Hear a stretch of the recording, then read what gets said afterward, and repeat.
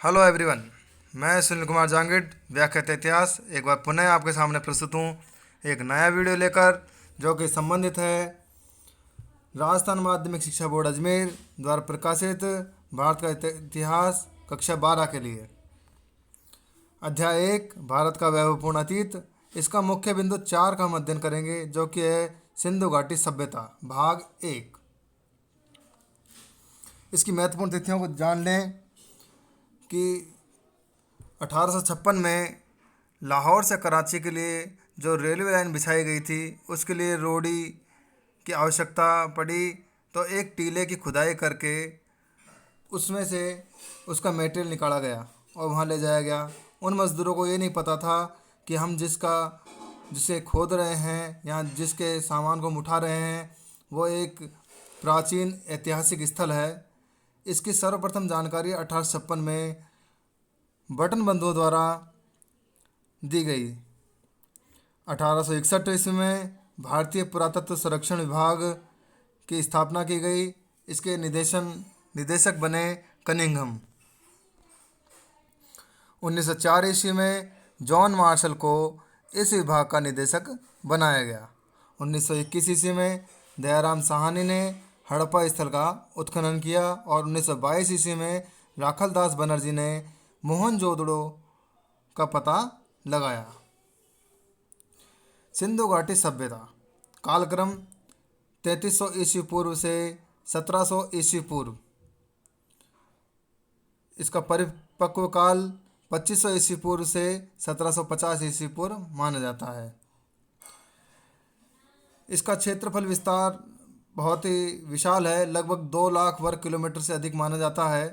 इसकी उत्तर की सीमा मांडा जम्मू कश्मीर तक, दक्षिण की सीमा दैमाबाद महाराष्ट्र तक, पश्चिम सीमा सुतकांगेडोर बलूचिस्तान तक और उत्तर पूर्व की सीमा आलमगीरपुर उत्तर प्रदेश तक है।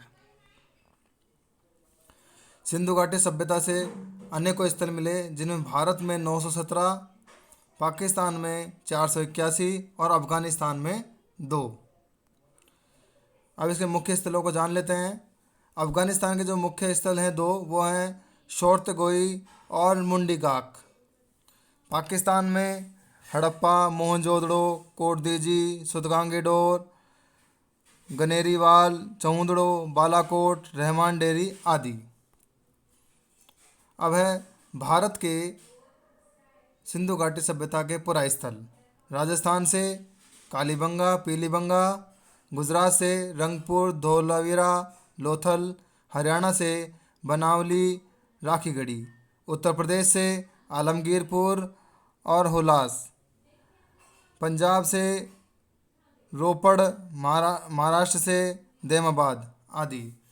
ये स्थल मैंने आपकी जानकारी के लिए थोड़े बहुत डाले हैं, क्योंकि सारे स्थल लिखना, 917 स्थल लिखना आसान नहीं है और इतना आपके सिलेबस में भी नहीं है। अब है सिंधु घाटी सभ्यता का नाम सिंधु घाटी सभ्यता इसलिए पड़ रहा क्योंकि इसके सभी स्थल लगभग सिंधु नदी या उसकी सहायक नदियों के तट पर स्थित हैं। इसे सप्त सैंधव सभ्यता भी कहा जाता है। इसका सिंधु नदी का उद्गम स्थल माना जाता है तिब्बत के कैलाश मानसरोवर के उत्तर में सेंगेखब सिंगमुख से। इसका मुहाना अरब सागर है, यानी कि यह नदी अरब सागर में जाकर गिरती थी। इसका ज़्यादातर अंश पाकिस्तान में है, अर्थात मतलब कि ये नदी निकलती तिब्बत से है और भारत में केवल पहाड़ियों के अंदर ही रहती है। जो मैदानी भाग है वो पाकिस्तान में जाकर इसका प्राप्त होता है। तो यह पाकिस्तान की सबसे लंबी नदी है, इसलिए इसे वहाँ की राष्ट्र नदी भी माना जाता है। अब हम पढ़ेंगे सरस्वती नदी। सरस्वती नदी का वर्णन वेदों में भी मिलता है। इसका उद्गम स्थल रूपण ग्लेशियर माना जाता है, जो शिवालिक पर्वतमाला में है। अब इसे सरस्वती ग्लेशियर भी कहा जाता है। मुहाना ऋग्वेद काल में कच्छ के रण में प्रवेश कर सागर में गिरती थी, लेकिन अब ये लुप्त हो गया, अर्थात अब इस नदी का कोई मतलब कि बहने का प्रमाण नहीं है। हाँ, इसका खोजबीन चल रही है कि यह नदी कहाँ पर स्थित है या फिर कहाँ पर स्थित थी?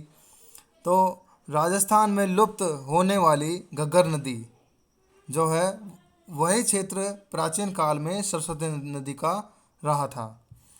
डॉक्टर वाकणकर ने लुप्त सरस्वती नदी का अन्वेषण किया। वह सिंधु सभ्यता तथा सरस्वती सभ्यता को एक आधारभूत सभ्यता के दो प्रतिमान माना है। तो डॉक्टर वाकणकर का नाम ध्यान रखना है कि सरस्वती नदी का अन्वेषण किसने किया? वाकणकर ने। अब है सिंधु घाटी सभ्यता की उपलब्धियाँ। तो इसमें मुख्य हैं स्थापत्य कला, कला, लिपि और विज्ञान, आर्थिक उपलब्धियाँ, सामाजिक उपलब्धियाँ, धार्मिक और राजनीतिक। पहला, सिंधु घाटी सभ्यता की स्थापत्य कला। हमें जान लें कि सिंधु घाटी सभ्यता इतना प्राचीन काल में थी, तब भी एक नगरीय सभ्यता थी और इसका नगर नियोजन विश्व प्रसिद्ध है। इसकी प्रमुख विशेषताएं: नगर, सड़कें, भवन निर्माण, नालियाँ, विशाल स्नानागार, विशाल अन्नागार, विशाल जलाशय, स्टेडियम और विशाल गोदीबाड़ा यानी कि बंदरगाह। अब है नगर नियोजन। नगर, प्रत्येक नगर के दो भाग होते थे। ऊंचा चबूतरा जो कि गढ़ी कहलाता था, इसमें राजा, पुरोहित व अन्य प्रमुख व्यक्ति निवास करते थे। नीचा व समतल स्थान नगर कहलाता था, जिसमें जन सामान्य का निवास था। सड़कें, नगर में एक दूसरे को समकोण पर काटती हुई चौड़ी सड़कें होती थी। इसे ग्रिड प्रणाली कहते हैं, अर्थात कि सड़कों का एक जाल बना हुआ था। सड़कों की चौड़ाई 9 से 34 फीट तक होती थी, राजमार्ग 34 फीट और गलियां 7.5 फीट की। भवन निर्माण, प्रत्येक घर में 3-4 कक्ष, स्नानागार, शौचालय, पाकशाला, कुआं, आंगन जो मध्य में होता था, नालियाँ आदि होते थे। ईंटों का प्रयोग, जो कि एक आश्चर्यचकित बात है कि उस वक्त भी इस सभ्यता में पक्की ईंटों का प्रयोग किया जाता था। सामान्य ईंटें 7.5 गुणा 15 गुणा 30 इंच की व परकोटे की ईंटें 10, 20, 40 इंच की थी। ईंटों की आकृति का अनुपात 4:2:1 था। नालियाँ, जल निकास प्रणाली सिंधु घाटी सभ्यता की प्रमुख विशेषताओं में से एक मानी जाती है। नालियों को जोड़ने के लिए प्लास्टर में मिट्टी, जिप्सम व चूने का प्रयोग होता था। नालियों में बीच बीच में चैम्बर होते थे। सड़कों की नालियों में मेन होल भी मिले हैं, अर्थात इससे पता लगता है कि नालियों की एक सुनियोजित व्यवस्था थी, जिसके तहत नालियों में चैम्बर में मेन होल बनाने से उसमें कोई रुकावट पैदा हो तो उन चैम्बरों से कचरा निकाल कर या उसकी सफाई की जा सके, इसकी व्यवस्था की गई थी। विशाल स्नानागार जो कि मोहनजोदड़ो से प्राप्त हुआ है, इसका आकार 39 फीट लंबा, 23 फीट चौड़ा व 8 फीट गहरा माना गया है। फर्श, दीवार व सीढ़ियाँ ईंटों से बनी, 3 तरफ बरामदे, स्नानागार का जल स्रोत कुआं और उत्तर में 8 छोटे स्नानागार मिले हैं, जिससे पता लगता है कि उस वक्त पवित्र स्नान की प्रथा रही होगी। अब है विशाल अन्नागार। विशाल अन्नागार हड़प्पा और मोहनजोदड़ो दोनों जगह से प्राप्त हुआ है। मोहनजोदड़ो से 45.71 गुणा 15.23 मीटर क्षेत्रफल का व हड़प्पा से 55 गुणा 43 मीटर का अन्नागार प्राप्त हुआ है, जो कि 2 खंडों में विभक्त था। विशाल जलाशय व स्टेडियम यह धोलावीरा से प्राप्त हुए हैं। जलाशय 95 गुणा 11.42 गुणा 4 मीटर का और स्टेडियम 283 गुणा 45 मीटर का प्राप्त हुआ है। यह स्टेडियम विश्व की सभ्यताओं का सबसे प्राचीन स्टेडियम है और जलाशय के साथ यहाँ पर कई छोटे बड़े कुंड भी प्राप्त हुए हैं। विशाल गोदीबाड़ा यानी कि विशाल बंदरगाह जो कि लोथल गुजरात से प्राप्त हुआ है, इसका औसत आकार 214 गुणा 36 गुणा 3.3 मीटर है। प्रवेश द्वार भोगवा नदी से जुड़ा था। इसकी चौड़ाई 12 मीटर मानी गई है उत्तर में, यानी कि उत्तर दिशा में था। ये प्रश्न में ध्यान रखना कि लोथल बंदरगाह किस नदी पे बना हुआ है।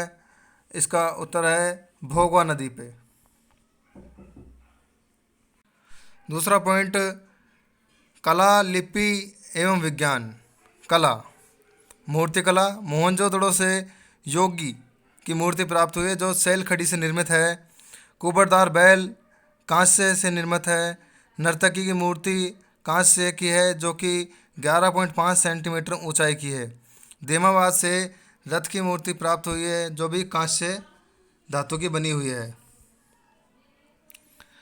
मोहर निर्माण कला। अधिकांश मोहर का निर्माण शैल खड़ी से होता था। अग्रभाग पर पशु पक्षी व संक्षिप्त लेख का अंकन मिलता है। मोहर के पीछे एक घुंडी होती थी जो कि उसे लटकाने के काम आती थी। प्रमुख मोहरों में योगीराज व पशुपतिनाथ शिव की मोहर मुख्य हैं। इससे पता लगता है कि आज हम जो शिव की पूजा करते हैं उसका प्रारंभ वहाँ से ही हुआ है, सिंधु घाटी सभ्यता से। चित्रकला, सांड व कुबरदार बैल का चित्रांकन अधिक मिलता है, यानी कि हम मान सकते हैं कि ये एक पूजनीय पशु रहे होंगे। मृदभांड कला, बनाने के लिए चाक व पकाने के लिए भट्टी का प्रयोग किया जाता था। गेरुए रंग व तुलिका के प्रयोग से काले रंग का डिजाइन बनाया जाता था। लिपि दाहिनी ओर से बाईं ओर लिखी जाती थी। यह एक चित्रात्मक लिपि थी, भाव चित्रात्मक। धोलावीरा से 17 अक्षरों का सबसे बड़ा लेख प्राप्त हुआ है। अभी तक यह लिपि को पढ़ा नहीं जा सका है। विज्ञान, गणितीय प्रक्रिया से परिचित थे। धातु विज्ञान, ढलाई व उपकरण निर्माण की विधि से परिचित थे।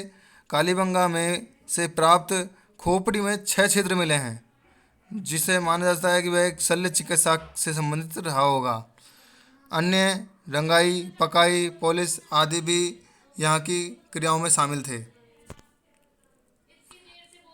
इस तरह हम ये देख लेते हैं कि सिंधु घाटी सभ्यता आज की सभ्यता की तरह ही एक शहरी सभ्यता थी और विज्ञान, भाषा, साहित्य, कला आदि में निपुण थे। अगले वीडियो में हम सिंधु घाटी सभ्यता के दूसरे अध्याय का अध्ययन करेंगे। धन्यवाद।